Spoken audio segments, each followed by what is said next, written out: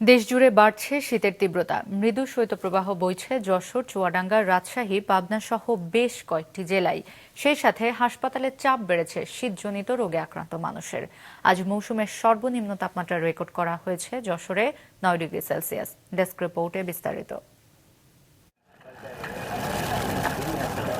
সকালে মৌসুমের সর্বনিম্ন তাপমাত্রা রেকর্ড করা হয়েছে যশোরে 9 ডিগ্রি সেলসিয়াস। হিমেল হাওয়ার সাথে পাল্লা দিয়ে বাড়ছে শীতের তীব্রতা। শীত বাড়ায় 250 শয্যা বিশিষ্ট যশোর জেনারেল হাসপাতালে বাড়ছে ঠান্ডাজনিত রোগীর সংখ্যা। সকালবেলা তো মনে করেন যে কুয়াশার জন্য বেরোতেই পারিনি, যেহেতু আমার গাড়ি ঘোড়া চালায়, গাড়ি চালাতে সমস্যা আছে। রিক্সা চালাতে খুব কষ্ট হচ্ছে, ভাড়া বোতা নাই, শীতে রিক্সা ওঠে না কেউ। কোনো কুয়াশার কারণে আপনার কোনো কিছু দেখা যাচ্ছে না। চুয়াডাঙ্গায় ভোর থেকে কুয়াশার চাদরে ঢাকা চারপাশ। সড়কে হেডলাইট জ্বালিয়ে চলাচল করছে যানবাহন। সকালে জেলায় তাপমাত্রার পারদ নামে 9.6 ডিগ্রি সেলসিয়াসে। আমরা মাঠে ঘাটে যেতে পারছি না। আমার মাঠে ঘাটে সিমের কাজ করি, তো কাজ করা যাচ্ছে। গাড়ি আমরা সকালে বের করতে পারছি না, খুব শীতের তাপট, তা আমরা খুব ঠান্ডা লাগছে, আমরা গাড়িতে চলতে পারছি না। যমুনা পাড়ের জেলা সিরাজগঞ্জে 3 দিন ধরে মিলছে না সূর্যের দেখা। সকালে ঝিরিঝিরি বৃষ্টির মতো ঝরছে শিশির বিন্দু। গেল 24 ঘন্টায় জেলার সরকারি হাসপাতালে শিশু ওয়ার্ডে ভর্তি হয়েছে আরও 38 শিশু। জ্বর, ঠান্ডা, সর্দি, বমি, পাতলা পায়খানা। নিউমোনিয়া হয়েছিল, দেখে নিয়ে গেছিলাম, এই 3-4 দিন ধরে গেছিলাম, আবার আসছি। এরকম শীত থাকলে পরে মরেই যাবো। খেতা কাপড় কম্বল কিচ্ছু মানে না।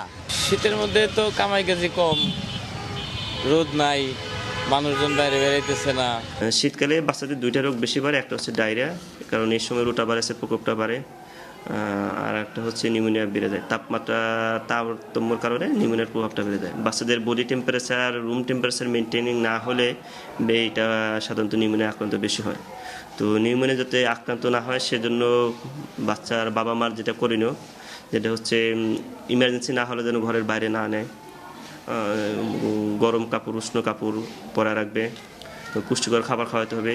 যেগুলো বাচ্চার বয়স 6 মাস শুধুমাত্র বুকের দুধ খাওয়াবে, বাইরে কোনো দুধ দেওয়া যাবে না। ঘন কুয়াশা আর হিমেল হাওয়ায় জনজীবন বিপর্যস্ত কুড়িগ্রামেও। সকালে দিনাজপুরে তাপমাত্রা রেকর্ড করা হয় 11.5 ডিগ্রি সেলসিয়াস।